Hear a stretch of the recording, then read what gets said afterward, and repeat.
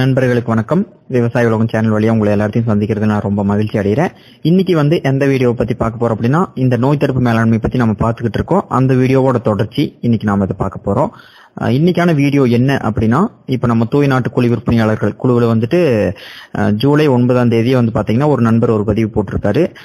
3 மாத கோழி குஞ்சு தங்கிட்ட 200 இருக்கிறதாகவும், கடந்த 4 நாட்களாக தினமும் 10 குஞ்சு இறந்து போறதாகவும் அவர் சொல்லியிருக்காரு. அதுக்கு ஆன காரணம் சளி தொல்லை, அப்புறம் வெள்ளை கழிச்சல், பச்சை கழிச்சல், இந்த 3மே இருக்கிறதா அவர் சொல்லியிருக்காரு. இப்ப நம்ம முன்னாடியே பார்த்தோம் இந்த வெள்ளை கழிச்சல் நோய் எவ்வளவு கொடூரமானது அப்படின்னு சொல்லிட்டு, ஒரு கோழிக்கு உயிரிழப்பை ஏற்படுத்தக்கூடிய அளவுக்கு பாதிப்பை உண்டாகக்கூடியது இந்த வெள்ளை கழிச்சல் நோய் தாங்க பிரதானமா இருக்கு. ஒரு கோழிக்கு வெள்ளை கழிச்சல் நோய் வந்தது அப்படின்னா அதை காப்பாத்துறது ரொம்ப சிரமப்பட்டது, அதை காப்பாற்ற வேண்டியதா இருக்கு. ஒரு 90% கோழி இறக்கறதுக்கான வாய்ப்பு தான் அதிகமா இருக்கு.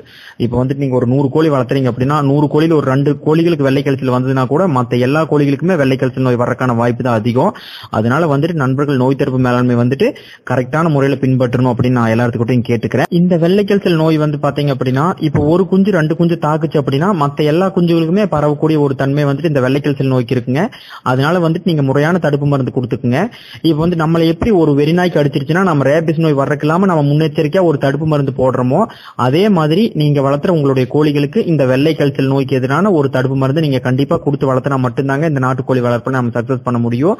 சோ இதுக்கான இயற்கை மருத்துவம் பிளஸ் இப்ப நம்மளுடைய ஆங்கில மருத்துவம், இந்த 2க்கான இமேஜுமே நான் போடுறேன். அதனால எல்லாருமே இந்த வெள்ளை கழிச்சல் நோய்க்கு எதிரான அந்த தடுப்பு மருந்துகளை போட்டு நீங்க கோழிகளை வளர்த்தணும் அப்படின்னு நான் கேட்டுக்கிறேன்.